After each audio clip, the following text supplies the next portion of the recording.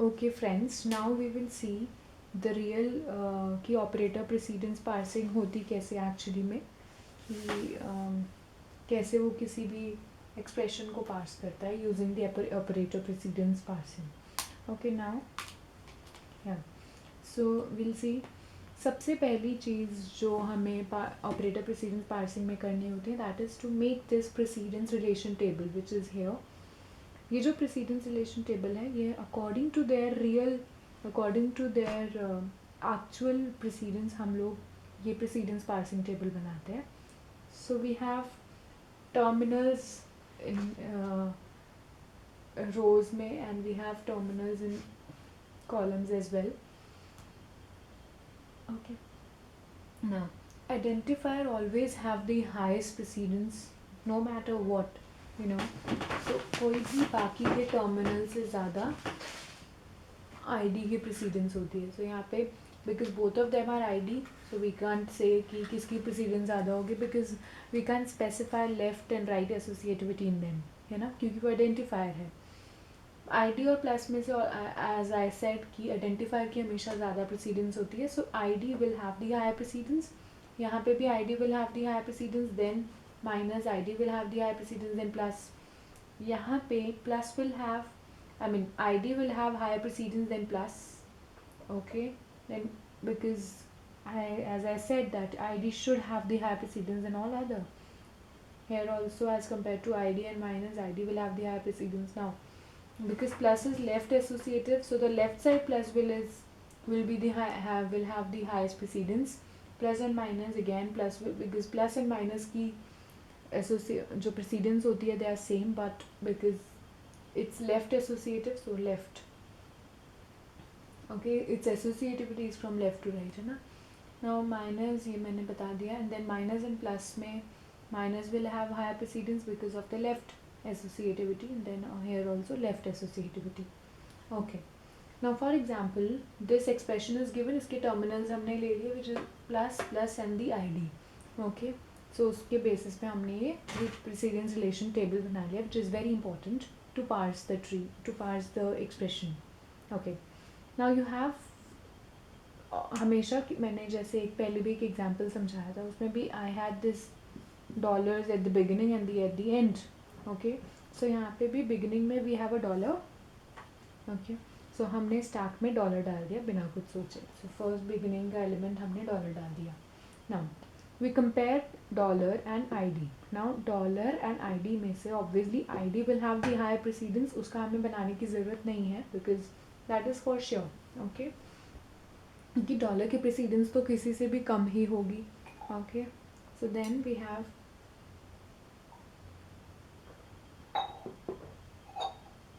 now ID की precedence ज़्यादा है डॉलर से, तो हम ID को पुश कर देंगे. ठीक है, 80 को हम ID लिख कर, बिकॉज 80 अल्टीमेटली तो ID है, so we put ID into the stack and then हमारा इनपुट मार्कर आगे बढ़ जाएगा. It's very important to note that input pointer is not advanced in reduce operation. जब भी रिड्यूस ऑपरेशन हो रहा है तब इनपुट पॉइंटर आगे नहीं बढ़ता है, वो मैं आपको आगे बता दूंगी what I meant by advance in the reduce operation. अब 80 को इनपुट करा के हमारे पास रिमेनिंग इनपुट रह गया plus 100 minus $56. Okay, now we have a dollar. Okay, and we have okay, now we'll compare ID and plus. ID और plus table में जाओ, आईडी और प्लस. ठीक है, आईडी प्लस में से हायर प्रेसिडेंस है आईडी की. So because ID have the higher precedence, तो इसके ऊपर कुछ हम नहीं डाल सकते हैं स्टैक में. इट्स ऑलवेज, हम लोग को ये चीज़ तो पता ही है कि स्टैक में अगर प्रेसिडेंस इसका ज़्यादा है तो हमें इसको पहले रिड्यूस करना पड़ेगा. Now we'll reduce it. तो आईडी तो किस में रिड्यूस हो जाएगा, E implies ID, this is the production. तो आईडी किस में रिड्यूस हो जाएगा, ई में. सो आईडी रिड्यूस हो गया ई में, एंड ये इनपुट पॉइंटर यहाँ पे रहेगा बिकॉज ये एडवांस नहीं होता है रिड्यूस, बिकॉज यहाँ पे क्या हुआ है, रिडक्शन हुआ है आईडी का टू ई. तो यहाँ पे और इनपुट पॉइंटर जो है हमारा वो आगे नहीं बढ़ेगा, एंड शिफ्ट में हमारा इनपुट पॉइंटर आगे बढ़ता है. ठीक है, now here we we have this plus. अब देखो डॉलर एंड प्लस में से किसकी हायर प्रेसिडेंस है, प्लस की, so we put plus in the stack. Then plus and 100 में से किसकी है, प्लस एंड 100 में से which is an I D have the higher precedence, so I D को हमने पुट कर दिया, इनपुट कर दिया, ठीक है. Then our remaining input is -$56. So यहाँ पे आई डी एंड माइनस में से, so I D and minus में से I D have the higher precedence, so we reduce it. Input pointer वहीं के वहीं रहेगा, आगे नहीं बढ़ेगा because it is a reduce production and I have written that in reduce operation we don't advance the input pointer, so it remains here only. Okay, यहाँ पे रहेगा. And then plus and minus में से किसकी precedence ज़्यादा है, plus and minus में से प्लस की ज़्यादा है, तो बिकॉज प्लस की ज़्यादा है, so we reduce this entire operation which is E implies E plus E, so ये रिड्यूस हो गया ई में. Okay, then we have a pointer here, dollar and minus, so always minus will have the higher precedence, so minus input हो गया. ये मैंने यहाँ पे इसलिए बना दिया बिकॉज यहाँ पे मैंने लिखा हुआ था और स्पेस नहीं था इस साइड.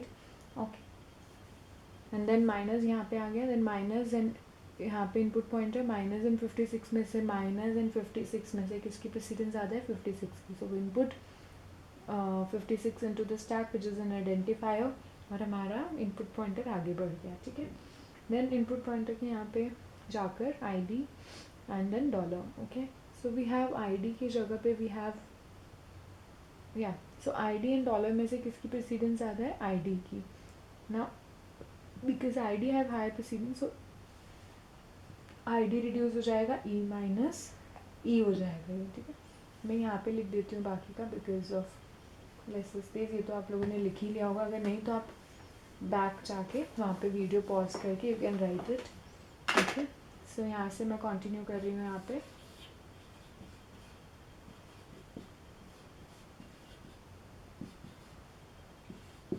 ठीक है, यहाँ पे I D reduce to E and then E minus E. Now minus and dollar में से किसकी हायर प्रेसिडेंस है, माइनस की, so E minus E will reduce to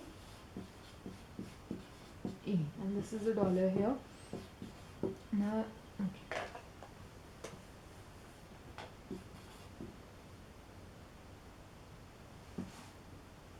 Now this is a dollar and a dollar here. So now we see that it's reduced. E is the final non-terminal which we get, means E से beginning हुई थी and that's how we parse the entire thing. तो मतलब यहाँ पे हमें क्या मिल गया, डॉलर, means input जो हमारा जो रिमेनिंग इनपुट है वो डॉलर है, मतलब कि अब कुछ भी पार्स करने के लिए नहीं रहता है. सो द फाइनल स्टैक के जो एलिमेंट है वो क्या है, E. So that's how you parse the entire operator precedence grammar. Okay, या फिर we can say the grammar using the expression using operator precedence grammar, ठीक है. So that's how this works.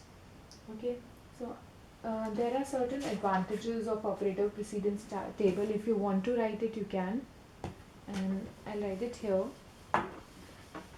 I hope that you understand it well. If not, you can just comment in the comment section and I'll get back to you, okay, with more explanation of this example if you want.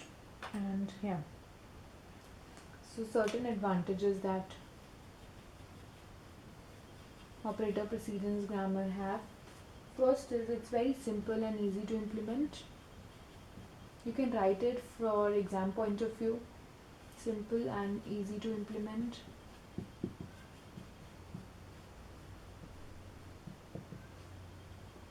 Second is its parser is constructed by hand after knowing the grammar. ठीक है, so हाँ तो manually the parser is constructed. This parser, ये जो operator precedence parser है, it's constructed manually.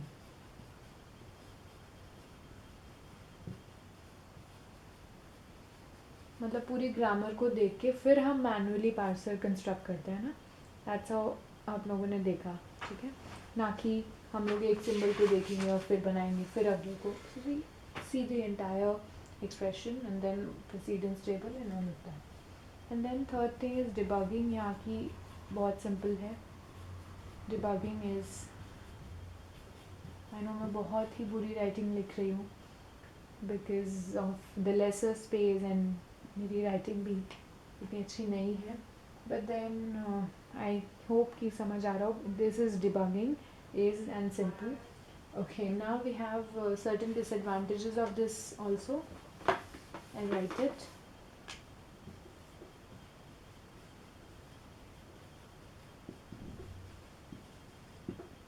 Okay. Operator like minus have two different precedence, unary and binary. Hence, it's hard to handle the tokens like minus sign. So, like, it's first मैं इतना ध्यान रखो सिर्फ. It's applicable to small class of grammar, है ना?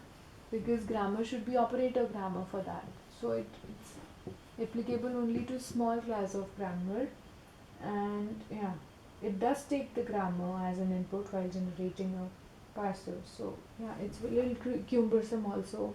The disadvantages, you need not to remember them because they're very easy, you know. आप लोग को बहुत easy disadvantages हैं कि it's applicable to only small class grammars, and advantages that I have written. And you can pause the video wherever you want and you can write it down, and then if you find any queries, so don't hesitate to write below in his comment section. I'll definitely make sure कि मैं आप लोग की queries को solve कर पाऊँ. Thank you so much.